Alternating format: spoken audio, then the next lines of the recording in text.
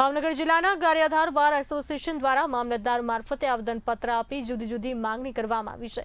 ગારિયાધાર મામલતદાર કચેરી ખાતે આવેદનપત્ર આપી ઉગ્ર રજૂઆત કરવામાં આવી। ડેડિયાપાડા પોલીસ દ્વારા કરવામાં આવેલા વર્તનને લઈને સવાલ કરવામાં આવ્યા છે। પોલીસે કયા કાયદા હેઠળ કોર્ટનો ગેટ બંધ કર્યો હતો અને વકીલને કોર્ટમાં પ્રવેશતા કેમ અટકાવવામાં આવ્યા તેને લઈને સવાલ કરવામાં આવ્યા છે।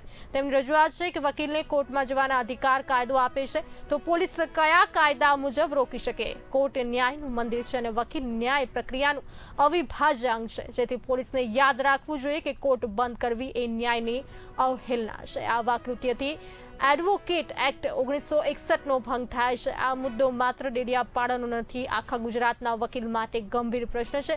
વકીલોને પણ કોર્ટ સુધી પહોંચવા માટે લડવું પડશે। રાજપીપળા ડેડિયાપાડાના દોષિત પોલીસ કર્મીઓને તાત્કાલિક ધોરણે સસ્પેન્ડ કરવાની માંગણી કરવામાં આવી। જય ભારત, જય સંવિધાન।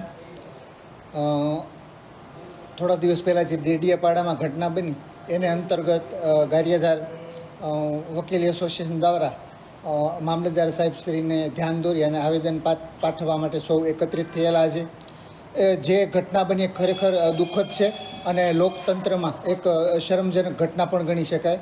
કારણ કે એવું કહેવાય છે કે શિક્ષકને સ્કૂલે જતા રોકો, એક ડૉક્ટરને દવાખાને જતા રોકો, એક પ્રોફેસરને કોલેજ જતા રોકો અને એક વકીલને કોર્ટ જતા રોકો, આ ખરેખર લોકતંત્રમાં છે એ ક્યારેય ચાખી લેવાય એવું નથી। એટલા માટે થઈ અને આજે ગારિયાધાર બાર એસોસિએશનના તમામ હોદ્દેદારો અને વકીલ મિત્રોએ એક આવેદન મારફત સરકારશ્રીને અને જે તે કહેવાય કે દેશના વરિષ્ઠ જે હોદ્દેદારો છે, વરિષ્ઠ પદ ધરાવે છે, એમના મારફત એક આવેદન રજૂ કર્યું છે અને